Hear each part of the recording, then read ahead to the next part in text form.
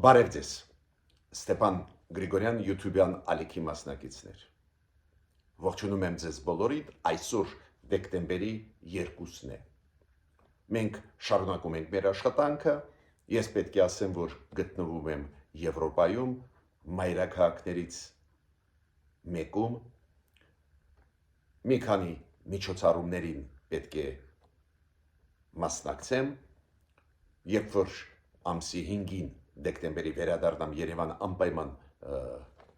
մի մասը աշխատանքի կատարված ձեզ կներկայացնեմ, ինչ է ցույց տալիս իմ երեկվա աշխատանքը մասնակցությունը մեկ շատ կարևոր կոնֆերանսի, որտեղ որ նաև ես ունեցա կարճ ելույթ, ցույց է տալիս, որ այդ աշխատանքը փորձագիտական միջազգային հանրության հետ պետք է շարունակել ուժեղացնել, քանի որ Հայաստանի նկատմամբ իրոք դրական տենդենսները, զարգացումները կան, բայց պատկերացումը շատ մշուշոտ է, ինչ է կատարվում Հայաստանում, ինչ քայլեր է անում Հայաստանը, ուրեմն այդ աշխատանքները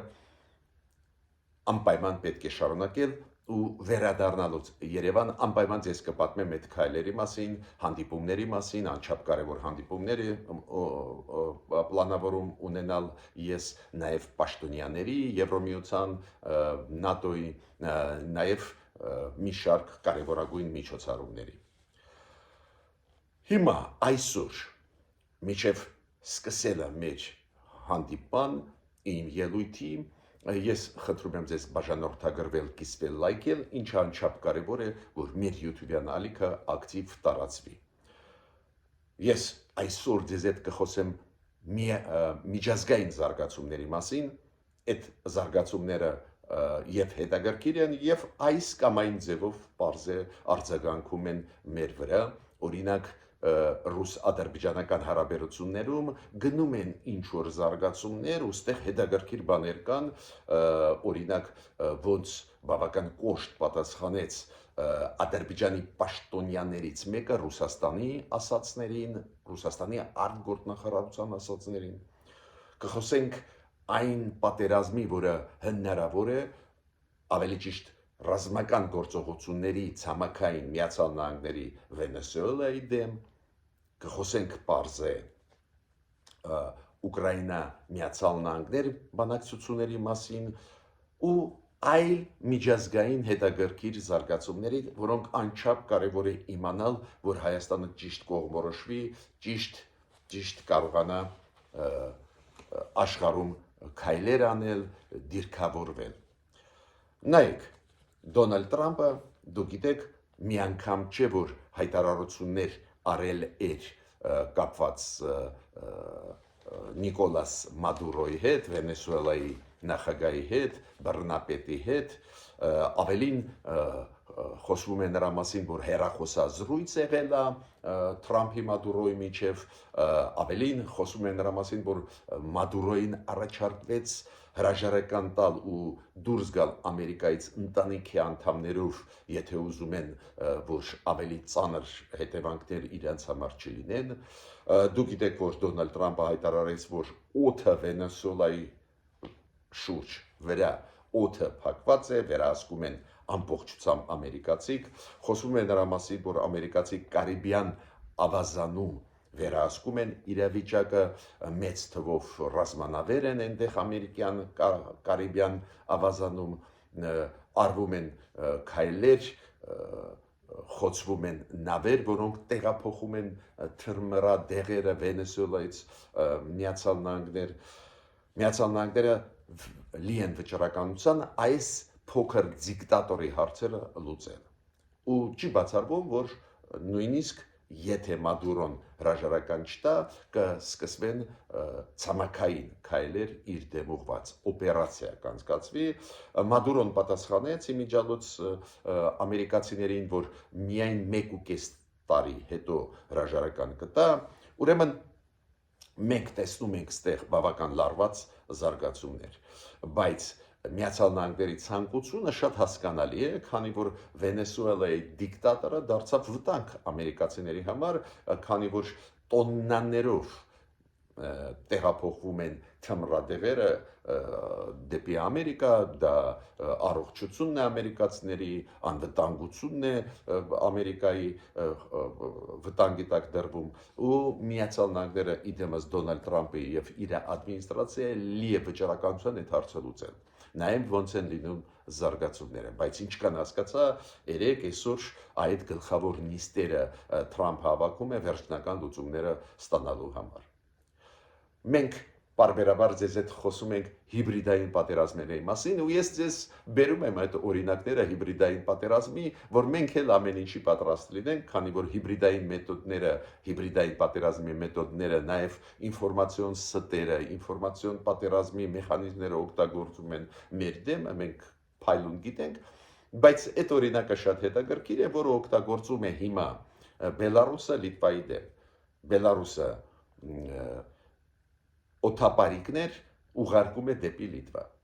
Օթապարիկ է, հիմա հակաօթային համակարգով խոմ չես խփի, դա շատ թանկ անստելու, բայց այդ օթապարիկները փաստորեն քաոս են առաջացնում Լիտվայի օթանավակայանում։ Ստիպված այդ օթապարիկների պատճառով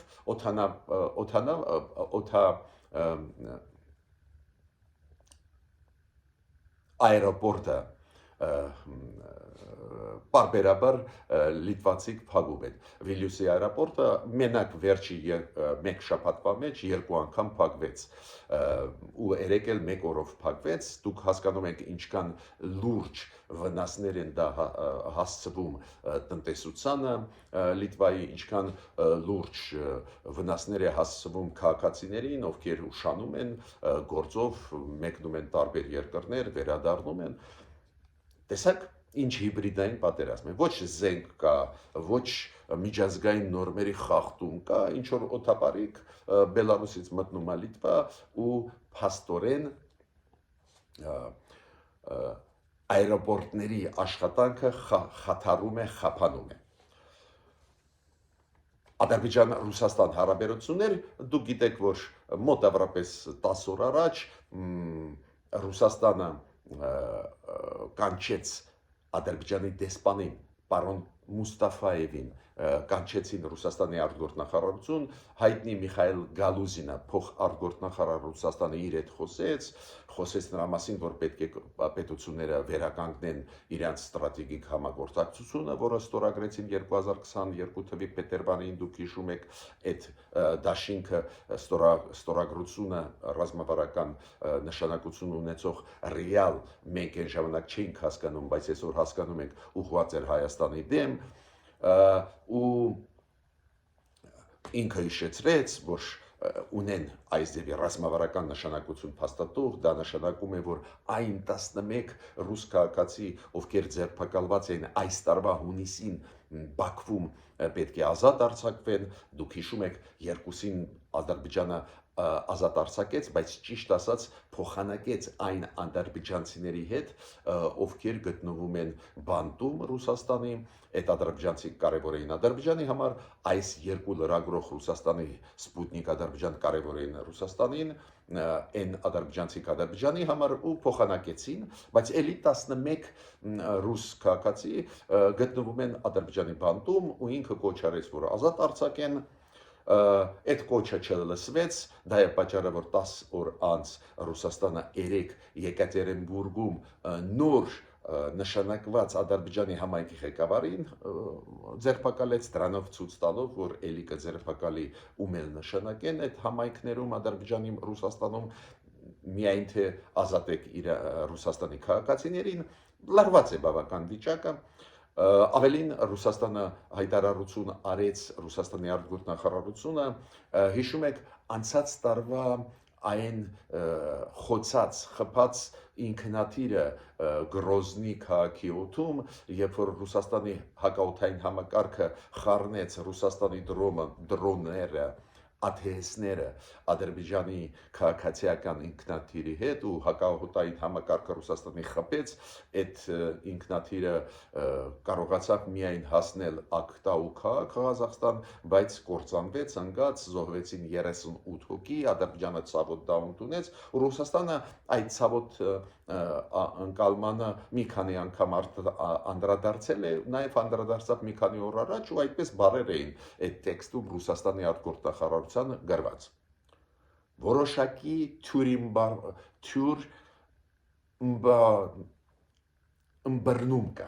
թյուր ըմբռնում կա։ Բացի դրանից էմոցիոնալ ֆոնը, զգացմունքների ֆոնը բավական բարձր է։ Այս ձևի խոսքեր ասվեցին Ռուսաստանի արտգործնախարարության հայտարարության մեջ։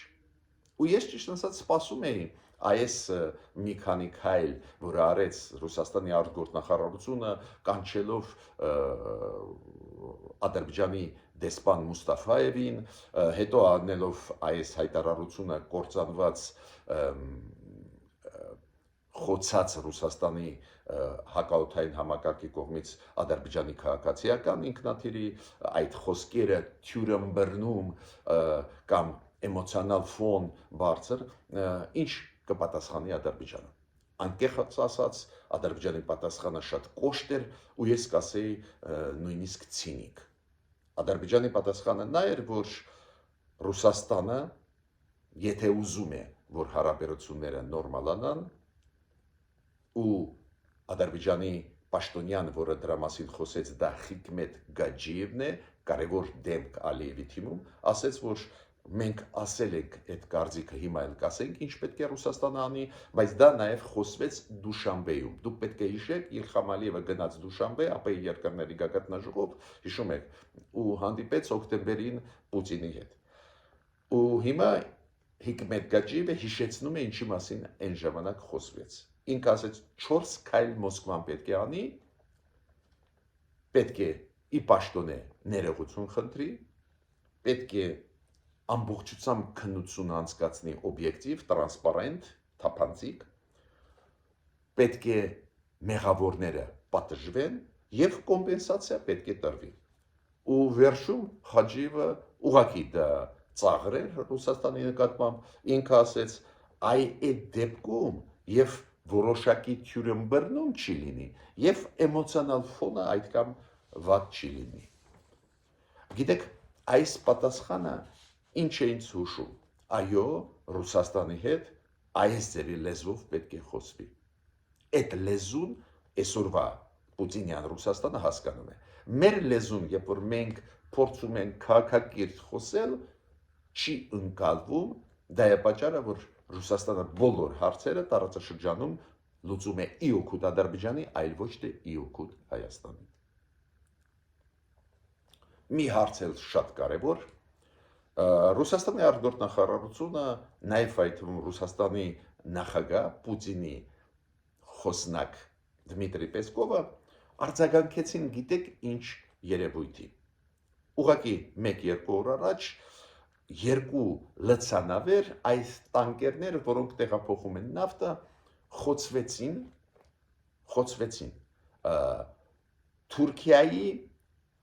Թուրքիայի տարածքային ջրերում, տնտեսական այդ զոնան, որ ասում են, հենց Թուրքիայի Սև ծովում, երկու տանկերներ, երկու լցանավեր, Կայրոս և Վիրատ։ Ասում են, որ երրորդն էլ մի քիչ վնասվեց, բայց այդ տանկերի անունը չեն ասվում, բայց այս երկու լցանավերը իրոք լրջագույնս վնասվեցին, ինչքան հասկացա, էլ չեն կարողանալու տեղափոխել նավթը, ու Ռուսաստանը արձագանքեց, նաև այդ Դմիտրի Պեսկովը ասելով, որ դա Թուրքիայի տարածքային ամբողջականության խախտումն է, սուվերենության վրա խախտումն է։ Թուրքիան այդ սուվերենության մասին իր չի խոսում, Ռուսաստանը մտահոգված խոսում է։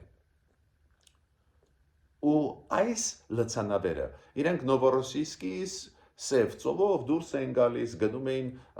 ռուսական նավթը ծախելու, մինչդեռ եւ այդ լցանավերը սանկցիաների տակ էին եւ ռուսական նավթը սանկցիայի տակ է Միացյալ Նահանգների Եվրոմիության։ Ռուսաստանը մտահոգված է Թուրքիայի սուվերենությամբ։ Թուրքիան չի մտահոգվել, Ռուսաստանն է մտահոգված։ Թուրքիայի պատկան մարմինները, քանի որ այդ գոտին տնտեսական ջրային գոտի իրանցն է,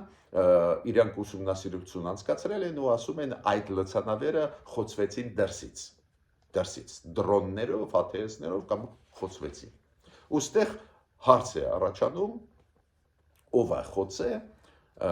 Ուկրաինան թե այլ խաղացող, քանի որ Թուրքիան չի բողոքում, ես չեմ բացառում, որ Թուրքիան մասնակցում է այն սանկցիաներին, որոնք մտցրեց այս վերջի օրերը Դոնալդ Տրամպը Ռուսաստանի ստվերային նավատորմի, Լուկոյլի դեմ, Ռոսնեֆտի դեմ, նավթային այդ ոլորտի դեմ։ Չի բացառվում, որ հենց Թուրքիան դրա հետ կապ ունի,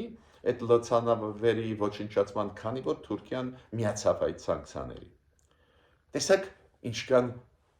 բարդ աշխարհում ենք մենք ապրում։ Թուրքիան գրեթե ամեն օր ինչ որ կոնտակտներ ունի Ռուսաստանի հետ, նաև Ուկրաինայի հարցով, ինչ որ նախաձեռնությունով հանդես է գալիս, ինչ որ միջնորդության հանդես է գալիս, ասում է Ռուսաստանը մեզ հավատում է, մենք էս ենք անում, այն ենք անում, հիմա պարզել չի, ով այդ լցանավերը ռուսական խոցեց Թուրքիայի ջրերում։ Փորձ է արվում գցել ուկրաինացիների վրա, շատ հավանական է, որ ուկրաինացիք արեցին, բայց կարծես թե ուկրաինացիք չէին անի քայլ Թուրքիայի դեմ, քանի որ իրոք Զելենսկին անընդհատ կապի մեջ է Էրդողանի հետ, իրոք Թուրքիայի դերը Զելենսկու համար, Ուկրաինայի համար բավական դրական է, ինչի իրանք պետք է Թուրքիայի ծովերում ինչ որ գործողություն անեին Ռուսաստանի դեմ։ Ու հիմա անցնում եմ այսօրվա գլխավոր հարցին։ Այդ հարցը կապված է այն բանակցությունների, որոնք գնում են Միացյալ Նահանգներ, Ուկրաինա, որոնք ավարտվեցին երեք, ու այսօր դուք գիտեք, Մոսկվա ժամանեց պատվիրակություն Միացյալ Նահանգների Պուտինի հետ հանդիպելու։ Պարզ է այդ պատվիրակության մեջ Ստիվ Ուիտկոֆն է, Ջարեդ Կուշները, Փեսեն Դոնալդ Տրամպի հայտնի դեմքեր, իրանք վարում են բանակցություններ հենց Ռուսաստանի հետ, հենց այդ ուղղությամբ իրանք են պատասխանատու, ու Տրամպը ուղարկելով Ստիվ Ուիտկոֆին Մոսկվա ասեց, որ մեծ շանսեր ունենք լուծելու հարցը, Ուկրաինայի հետ մենք բանակցեցինք Ֆլորիդայում ու այնտեղ լավ արդյունքներ կան։ Ռուսաստանը իր կողմից ասում է, որ մենք շահագրգռված ենք Ուկրաինայի հարցը կարգավորել, բայց ոչ թե ԶԼՄ-ների միջոցով, քանի որ այդպես ստացվեց, որ Ֆլորիդայում ուկրաինացիների հետ Ուկրաինա Միացյալ Նահանգներ բանակցությունները ավելի երկար տևեցին, քան թե պլանավորվում էր։ Իրանք անցած շաբաթվանից սկսվեցին ու բավական երկար, միայն 3 ավարտվեցին, բայց պետք է ավարտվեին նվազագույնը 2 օր առաջ, ու դա է պատճառը, որ հիմա Ռուսաստանը սպասում է, երբ են գալու Ստիվ Ուիտկոֆը, բայց ինքը հիմա մեկնեց Մոսկվայում է ու այս բանակցությունները գնան։ Այդ բանակցությունները կլինեն այսօր եւ վաղը, արդյունքները մենք կստանանք մոտ ժամերս, բայց միտքս ինչու՞մ է։ Այդ լավատեսությունը, որը Դոնալդ Տրամպը ասում է, Ռուսաստանը ասում է, մենք պատրաստ ենք եւ այլ, մենք գիտենք, որ հաճախ խափուսիկ են, քանի որ օրինակ բանակցային process-ը, որը գնում էր Ֆլորիդայում, Միացյալ Նահանգներ, Ուկրաինա, ինչ ցույց տվեց։ Ուկրաինացիք էլ ասում են, Զելենսկին էլ ասում է, մենք շատ գոհ ենք այդ բանակցություններից, Ուկրաինայի կողմից բանակցությունների վարողը գլխավոր դա Ռուստեմ Ումերովն էր, իրաց բանակի հրամանատարը, որը ասեց, որ շատ լավ գնացին բանակցությունները, բայց ասեց, բայց կա պարզ է հարցեր, որ պետք է էլի մշակվեն, դեր վերջնական լուծում չէ ստացվի, բայց մեր փորձը ինչ է ցույց տալիս, եթե հղում արվում է այս ձևի հարցերի վրա, դա նշանակում է, որ կան անհամաձայնություններ։ Ու որն են անհամաձայնությունը։ Միացյալ Նահանգները ինչ են ասում Ուկրաինային, Ուկրաինա դետուր, Ղրիմը եւ Դոնեցկի, Լուգանսկի մարզերը Ռուսաստանին, որ խաղաղություն լինի։ Ուկրաինան պարզ է ոնց կարա իր տարածքային ամբողջականությունից հրաժարվել ու որ ղեկավարը կստորագրի համաձայնություն, որ տարածքներից հրաժարվում է։ Պարզ է դա անհնար բան է։ Բայց այս կետը եթե չես ճշտում, չես ֆիքսում, պարզ է Ռուսաստանը ինչի պետք է դադարեցնի Ռուսաստանի տեսանկյունից, ինչի պետք է դադարեցնի պատերազմը։ Հենց Ռուսաստանը պատերազմը վարում էր, այդ մեծ զոհեր տվեց, մեծ ծախս տվեց, ընկավ լրջագույն սանկցիաների տակ, մեկուսացված է ինչի պատճառով, որ Ղրիմը, Դոնեցկը, Լուգանսկը այդ շրջանները 3 թե 5 ճանաչվի միջազգային հանրության կողմից, Ուկրաինայի կողմից որպես անբաժանելի մաս Ռուսաստանի, փոխանցվի Ռուսաստանին։ Հիմա եթե այդ հարցը չի լուծվում, ինչի իրանք պետք է ստորագրեն։ Ես իրանց ագրեսորի տեսանկյունից հիմա ասում եմ։ Պարզ է դա ագրեսիա է, պարզ է Ռուսաստանը պետք է դադարեցնի պատերազմը, բայց երբ որ պաշտոնյաները, նաև այդ թվում Ուկրաինայի, ասում են, որ լավ էին գնում բանակցությունները, մենք շատ մեծ առաջընթաց ունեցանք, բայց կան հարցեր, որ պետք է ճշտվեն, դա նշանակում է, որ չճշտված հարցեր կան, որոնք հենց կարող են հանդիսանալ պատճառ, որ Ռուսաստանը ասի, այ տեսակ, ինձ տարածք չեն տալիս, մենք էլ չենք ուզում խաղաղություն։ Մյուս կողմից ես համարում եմ, որ պարոն Զելենսկին նախագահ Ուկրաինային շատ ճիշտ է ասում։ Ինքը ասում է, ամենամեծ վտանգը նրանում կարող է լինել, եթե Ռուսաստանը իրոք հասնի իր ուզածին ու իրան տարածքներ տան։ Ստացվում է ագրեսիան ոչ թե պատժվում է, այլ խրախուսվում է։ Ագրեսորին էլի տարածք տվեցին։ Ու ես Զելենսկուի հետ համաձայն եմ, ոչ մի դեպքում չի կարելի ոչ մի տարածքներ տալ ու համաձայնվել Ռուսաստանի հետ դիրքորոշման, քանի որ դա նշանակում է, որ պատերազմները դու խրախուսում ես։ Բոլոր ռեգիոններում աշխարհի կան պետությունները, որոնք իրենց հարևանների համեմատ ավելի ուժեղ են։ Ու ինչա, ստացվում է, որ դու ասում ես, այ դու ուժեղ ես, գրավեցիր տարածքներ, միջազգային նորմերը խախտեցիր, ես քեզ պրեմիա եմ տալիս, այդ տարածքները քեզ նվիրում են, հա։ Դա սխալ մոտեցում է, ուրեմն ուկրաինացիք, որ չեն համաձայնում, ճիշտ են անում, բայց նորից կրկնում եմ, այդ բանակցությունները շատ բարդ են, ու երբ որ խոսվում է դրա մասին, որ շատ հաջող գնում են, մի քիչ ես զգուշավոր եմ, ժամանակը ցույց կտա, այսօր վաղը կլինեն ռուս-ամերիկյան բանակցությունները Մոսկվայում, իրենք ամեն ինչ ցույց կտան։ Իմ կարծիքով Ռուսաստանը չի համաձայնվի, քանի որ նպատակները Ռուսաստանի այլ են։ Ռուսաստանը չի ուզում զինադադար կամ խաղաղություն, այլ ուզում է վերահսկել ամբողջ Ուկրաինան, էդ էլ իրան նույնիսկ այդ 2-3 շրջաններ չեն ուզում տալ նվիրել։ Հիմա Զելենսկին շատ ակտիվ քաղաքականություն է վարում նաև եվրոպացիների հետ, այս Ֆլորիդայի բանակցությունների արդյունքները Զելենսկին ներկայացրեց պարոն Մակրոնին եւ այն եվրոպական երկրներին, որոնք սատար են կանգնում Ուկրաինային, Մակրոնը ինչ է ասում, մեզ համար կարևոր է, որ անվտանգային այդ համակարգը, որը պետք է ստեղծվի Ուկրաինայի համար, որ դա ֆիքսվի։ Եվրոպայի հետ դա է կարևոր, քանի որ նաև դա Եվրոպայի անվտանգությունն է, ու Զելենսկին պարզ է համաձայնվում է իր հետ, բայց Մակրոնը ինչ է ասում, տարածքների հարցը, այդ մեր հարցը չի, Ուկրաինայի հարցն է, Ուկրաինան պետք է ասի, քանի որ այդ տարածքային ամբողջականությունը Ուկրաինայի շատ ճիշտ բաժանումն է դերերի, այստեղ եվրոպացիների եւ ուկրաինացիների, որը միանշանակ դրական է ազդում բանակցությունների վրա։ Դուք գիտեք, որ դա շատ կարևոր է, Մակրոնը Զելենսկու հետ խոսալուց հետո կապնվեց Դոնալդ Տրամփի հետ եւ իրանք փոխանակեցին կարծիքները, պարզ է բոլորը կոմպլիմենտներ ասում են Տրամփին, որ ապրես, որ դու նախաձեռներ ես այդ բանակցությունները, ուզում ես խաղաղություն, բայց բոլորը ասում են, որ իմացի, որ մենք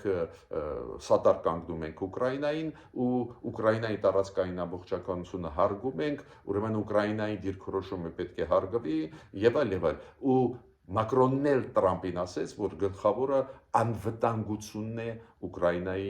համար, որը պետք է կառուցվի, ու ստեղ երաշխավորը եվրոպացիք պատրաստ են, բայց Ամերիկայի դերը որն է։ Ես ինչ եմ ուզում ասել, գնում է լուրջ process, որը հասկանալ մի քիչ դժվար է կարծես թե, բայց երբ որ ուշադիր կարդում ես, հասկանում ես մեկ բան։ Հիմա գնում է գլխավոր պայքարը ինչի շուրջ։ Ամերիկացիք հակված են բավարարել Ռուսաստանի պահանջը, որ Ղրիմը, Դոնեցկը եւ Լուգանսկի մարզերը ճանաչվեն որպես ռուսական։